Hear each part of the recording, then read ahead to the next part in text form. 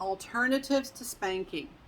As a parent who wants a child to not just do whatever, to behave appropriately and be accepted by society, what are the things you can do to help them learn how to behave that are not spanking? Well, there are some alternatives, and let's talk about what we know from research. So one other thing that you can engage in is this thing called psychological control. This is a disciplinary technique that involves threatening to withdraw love. I don't love you anymore if you act out, if you misbehave. Withdraw love and support, and that relies on a child's feelings of guilt and gratitude towards the parents. You are no longer my child if you do this. All right? I'm no longer going to act warm to you because you are doing this thing that I don't approve of. And in extreme situations, you are not my child if you do this thing I don't approve of. If you adopt this lifestyle that I don't approve of, I'm going to kick you out. I mean, that's extreme. It can be more minor than that. And sometimes when I talk about psychological control, I'll have students, they'll say, that sounds really manipulative. Yeah, it is. Just because I'm bringing it up as an alternative to spanking doesn't mean that I think it's awesome, that it's amazing. It is an alternative. In it, instead of spanking, you could try psychological control, which is a bit manipulative. Yes. All right. So this is where you have conditional love. Your approval, your love for that child, your exhibition of that love and approval, it depends on them behaving in a way that you find acceptable. And when they don't, you withdraw love. Like, all right, I'm not going to behave warmly, affectionately.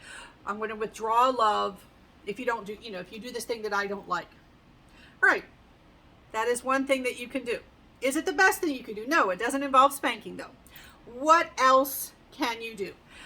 There is the technique that you may have heard of called timeout. I know a lot of students and parents have strong opinions on timeout. I often find that their experiences and their opinions are largely shaped by how they learned about timeout and if they were told enough about timeout. So what is timeout? Technically, timeout stands for time out from reinforcement. The idea with timeout is you remove the child from a reinforcing situation, a situation that is making them act up in some way. So if they are, the family is together watching a movie and the child is interrupting, they're being silly, they're trying to get their siblings to laugh and it's disrupting the movie, timeout is get them out of the reinforcing situation, put them in a boring, non-reinforcing situation, and give them the opportunity to calm down or return to somewhat of a baseline state. All right, so this is a disciplinary technique in which a child is separated from other people and activities for a specified time. Typically, a recommendation I often hear is the timeout it should last 1 minute for every year of life. So like a 5-year-old getting a 5-minute timeout, 8-year-old getting an 8-minute timeout, and you may need to adjust as needed. My husband's doing home repairs. You may hear some banging right there. All right, so you may need to adjust. And if you especially if you have a child with special needs or something, you may realize, oh no, this timeout is too long. It's not going to work. Or the timeout seems to be more effective if I go longer. You can adjust for the child, but a good rule of thumb: 1 minute for every year of life.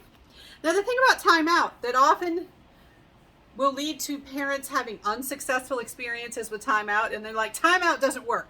Stop telling me to do timeout. Okay, the thing about timeout, a lot of parents are not given full instructions for how to do it. A timeout is supposed to start when the child is quiet, not when you've given the timeout when they're quiet. Let me explain. So let's say the child is acting up while you're trying to watch a movie, and then you say, okay, you've gotten a timeout. The timer does not start that moment you say you've gotten a timeout. You have to move them to the timeout area, like put them in a corner, put them in another room, put them in, some spot that's hopefully boring and quiet and free from reinforcement. You got to put them in the spot. They have to stay in the spot. Some kids don't. Some kids try to fight and test and see if they can get out of it. Some kids are still me, I can't believe you gave me a timeout. You're the worst. Mommy is stupid. Oh, I can't believe you. I'm not going to do this. While they're doing all that, the timeout has not begun. The timeout begins when they are quiet. When you give timeout for the first time, it can take a long time for that to happen. So sometimes parents are like, this 4-minute timeout just took me an hour. I'm not doing this every night. I'm done with timeout. And they don't realize that the more you do it, the shorter it gets, because the child realizes you're consistent, you're serious, you're going to do it. But the other thing about timeout is it does take some work and some effort. I mean, you have to be patient. You have to be kind of robotic and turn your emotions off. Some people are better than others, because if you exhibit emotions towards them, you're reinforcing them. Even if they're negative emotions, they're still getting attention, and that's usually reinforcing for many children. You have to be kind of robotic and neutral, like, all right, you got a timeout. All right, go over here. All right, time starts when you're calm. You're not calm yet. I can't start the timer. Oh, you just made a noise? Okay, now I got to restart the timer. All right, so kids can lash out during timeout. That first few timeouts can take a long time. It does take some patience. It takes patience, it takes commitment, it takes consistency for timeout to be effective. Parents who are able to initiate and maintain a system of timeout, they can have considerable success. You have to make it a routine where the child knows, yeah, this is what happens. This is how this works. Mom or dad, whoever's taking care of me, is not going to back down. I'm not going to be able to get out until I'm quiet for that period of time. All right, I got it. And so once they get used to it and once it's consistent, timeout can be remarkably effective. It can be. Now, what is another thing or another element? It could be combined with timeout that can be used as an alternative to discipline. And this is something that involves thinking, acknowledging that the child can think, something called induction. Induction is a disciplinary technique in which the parent tries to get the child to understand why a certain behavior was wrong. Listening, not lecturing, is crucial. All right. A lot of parents don't trust that children can think, and if you are dealing with a young child, they may not be able to, like a 3-year-old, they're not going to be able to fully understand, what's wrong with their behavior, how they need to act in the future, but you can get them started, get them in the practice. Some people will use the term processing, and this can happen after a timeout. After a timeout, ask simple questions. Why did you get a timeout? Okay. What should you have done instead of what you were doing? They may give very simple answers depending on their age, all right? You hope that they will become more complex over time as they start to understand behavior more. And then very importantly, what should you do in the future? What should you do next time this happens? Those sorts of questions can help get them thinking about their own behavior, because sometimes they really don't know why they got a timeout. If you don't process, if you don't discuss the situation, they might think, well, I got a timeout because mommy's mean. All right. If you engage in induction, other elements that you can add. Okay. So you hit your sister. How do you think that makes her feel? Try to play on their developing theory of mind, their developing empathy, things that are starting to develop in early childhood. Trying to get them thinking, oh, I didn't think about that. I only thought about myself. Oh, I guess that hurt her. Do you like hurting your sister? No, and now I feel bad, and you've induced guilt. Now I feel guilty. All right, remember, guilt is better than shame for changing behavior. We talked about that in a previous video.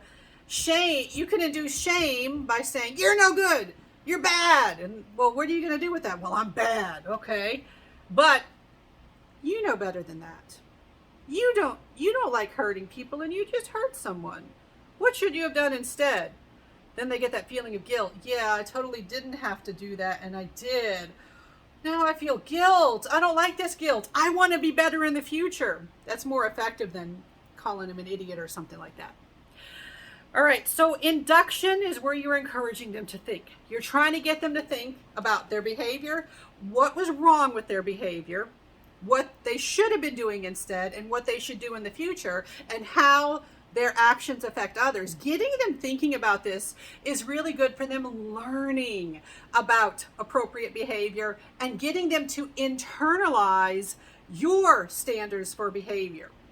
So these alternatives to spanking and other types of physical discipline, psychological control, it's got a little bit of a manipulative component. Timeout, it takes investment. You got to be consistent. Induction, you can add that in, in combination with other strategies. But induction does seem to be really beneficial for getting them to think and getting them to improve their behavior, so you're not constantly having to control their behavior.